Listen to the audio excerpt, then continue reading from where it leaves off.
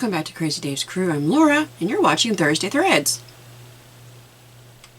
Well, if you've watched any of my previous videos, I love anytime you can take a simple block, do some cutting, rearranging, and all of a sudden you have a new block and it looks difficult. It has that wow factor. I'm going to refer you to the disappearing 9 patch. I've done some of those videos, and you'll see somewhere up here there'll be like a little eye or something for a suggested video. Definitely go back and watch those. But I was wondering about doing a 4 patch. So I've been playing around, and I have created a number of 5.5 inch squares. And the last video I did on this channel was talking about 4 patches. And you can do this with really any size. Now, if you wanted to do the one where you have the 2 squares and you have to cut, you're going to need 11.5 inch squares to start with. And then do your 2 seams, cut it, and then do your other 2 seams, cut them, and you'd have 2 of those. I just cut out 5.5 inch squares of scraps. Anything that I had less than a yard of, things from my scrap pile, I was able to open them up and press them and get 5.5 inch squares out of. And I've made quite a few. And this is what I came up with. And this was a 4 patch. I don't think I've got another one like this one, but there it is. And that's what we're going to be making today.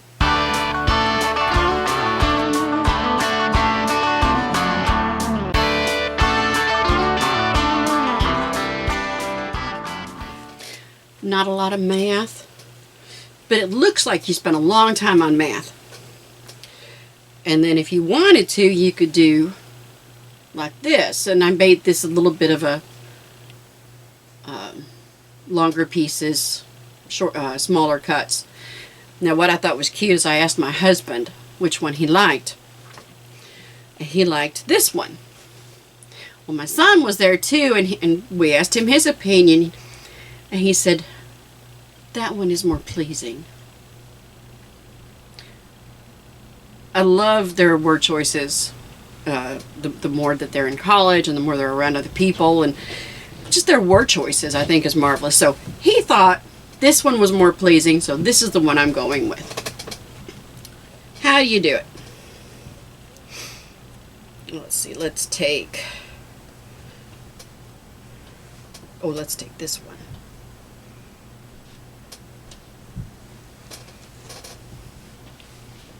I love this fabric right here. The black with the little pink rosebuds. So let's do this one. And I'll show you what I did. Too simple, too awesome.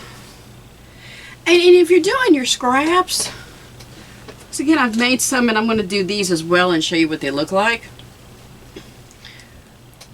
Instead of having your quilt top be just patch after, square after square after square, well, do this, and then there's a little bit, and you could match them up with your 4 patches, give it some variety.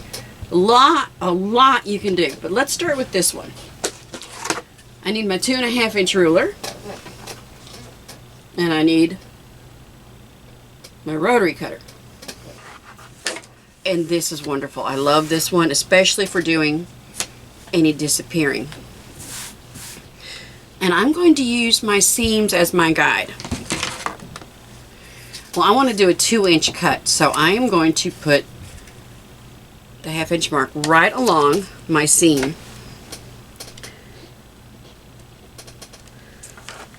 Closer to me. So this line is right along my seam.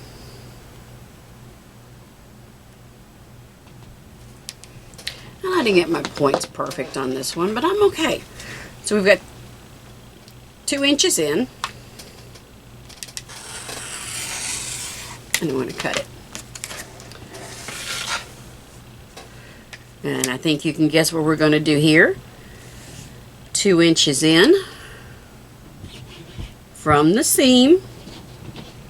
Never, ever, ever measure from the outward in unless you've already squared it.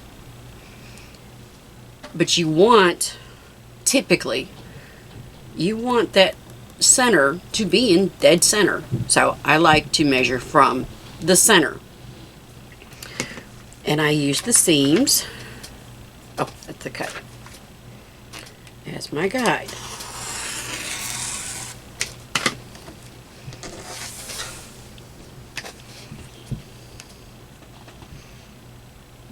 Let's see, this one's going to be a little bit more difficult because I wasn't dead center.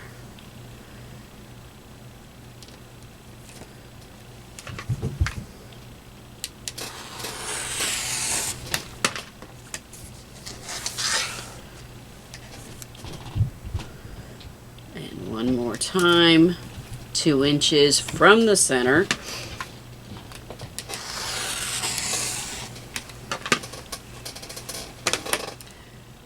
So now you have these pieces.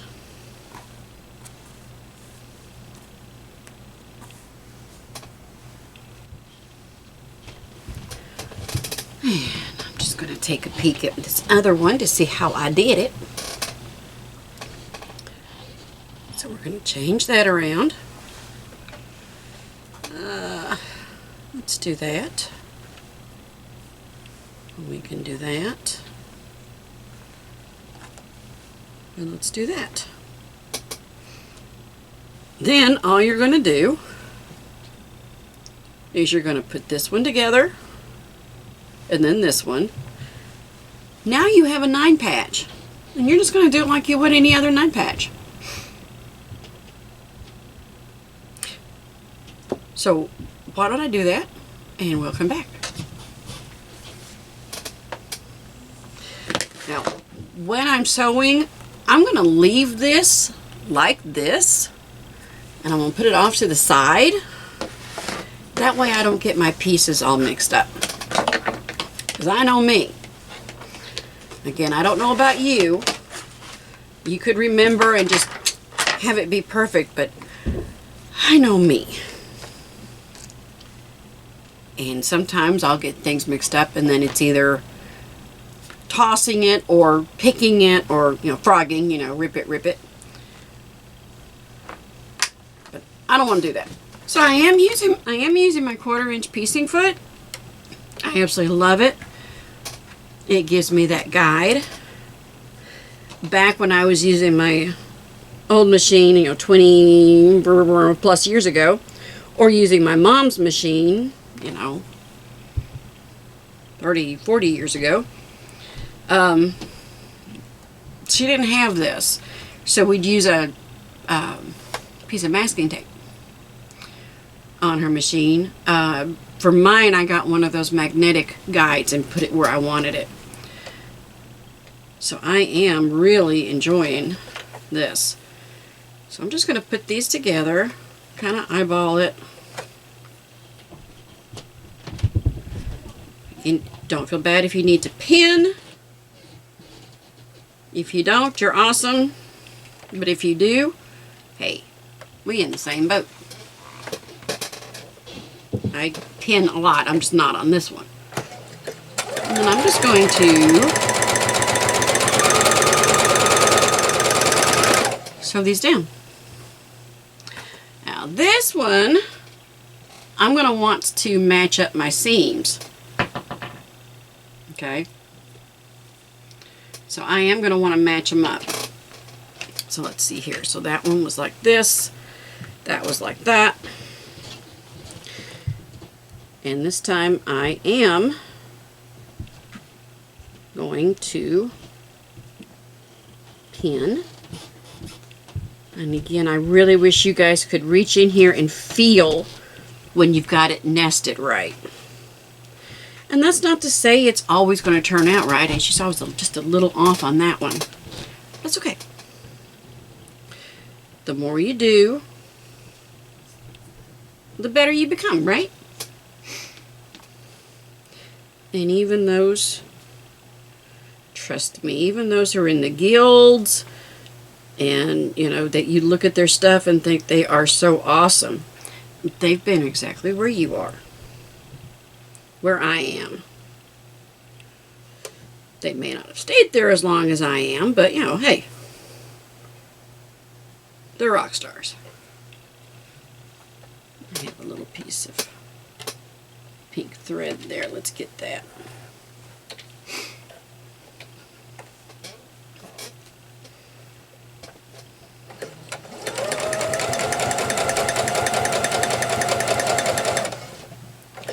Going very careful when I get to the middle seam. I don't want to run over my pins. So I like to just kind of pull them down just a little bit until I don't see them in that little hole.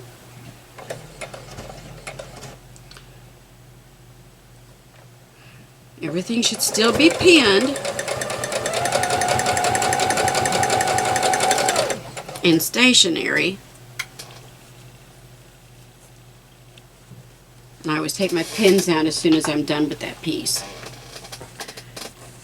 And then we're going to do this. We're just going to keep doing that.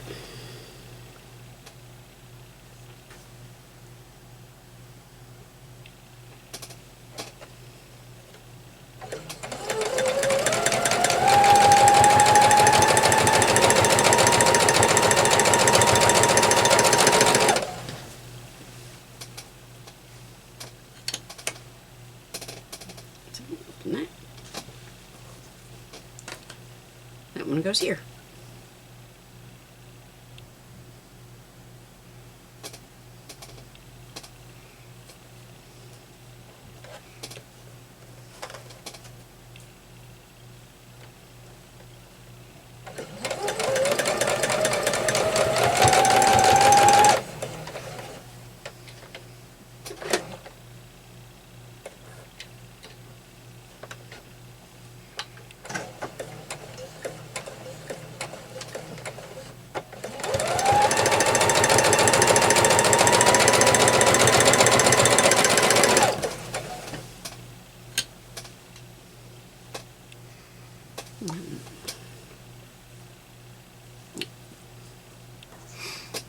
That way.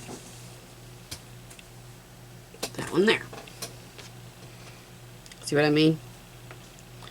I would get the wrong pieces so many times if I didn't lay them out. What am I saying? Would get. I have.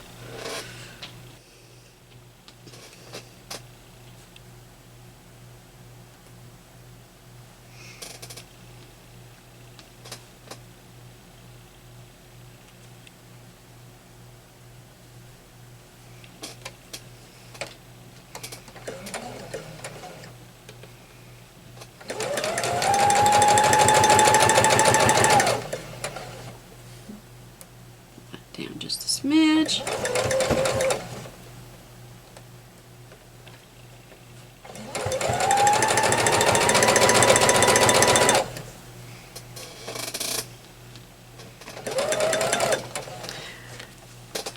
And just in case any of you don't know, because again, you don't know till you know. So those of you who are beginners, what I'm doing is called chain piecing. So I'm piecing my pieces together and I'm just working, it's just chained through. When I'm working on these, I can end up with a huge pile of pieces that are put together, and every so often I have to, you know, clip them and get them a little better organized. So, phrase of the day, chain piecing. I said, I was either watching a video or reading an article, and they were talking about your LQS, and I was like, what's an LQS? I don't have an LQS. You know, I don't know what this is. Oh, I had to look it up. Local quilt shop. It was the same thing with the term frogging. I was like, what? Frogging? on my machine. I don't understand. Well, frogging is not on your machine. It's what you do with your seam ripper.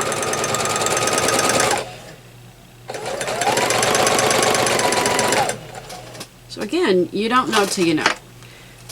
The only stupid question is the one you're too proud to ask.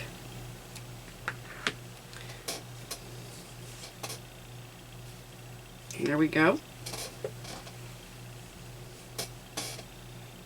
There we go. Oh, there's that little string.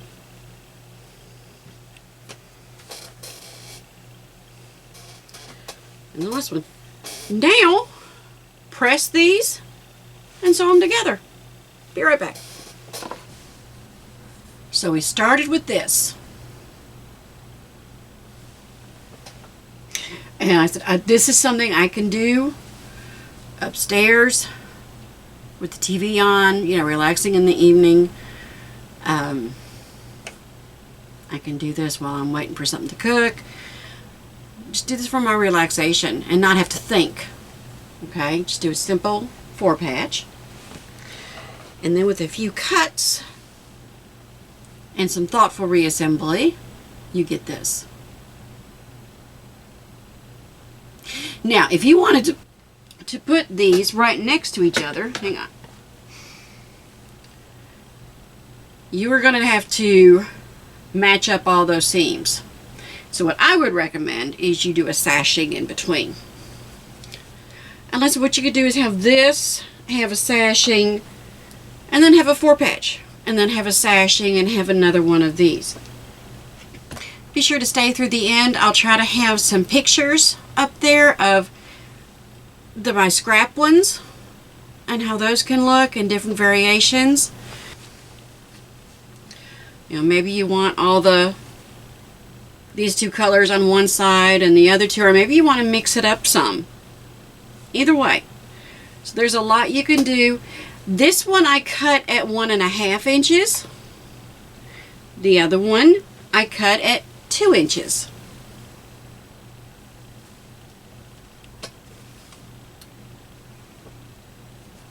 So there's a kind of a difference. You can make these 6-7 inches each square. You can make them as small as 4 inches if you want to. You know, it's all up to you. It's your quilt. You know how you sew. You know what you like. Don't let anybody tell you otherwise.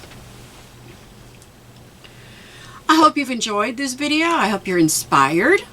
I hope you go finish this video and go right downstairs to your stash and go, ooh, that one, that one, that one, that one, and you just spend the afternoon cutting and making 4 patches, and then the next day cutting them up and making something new.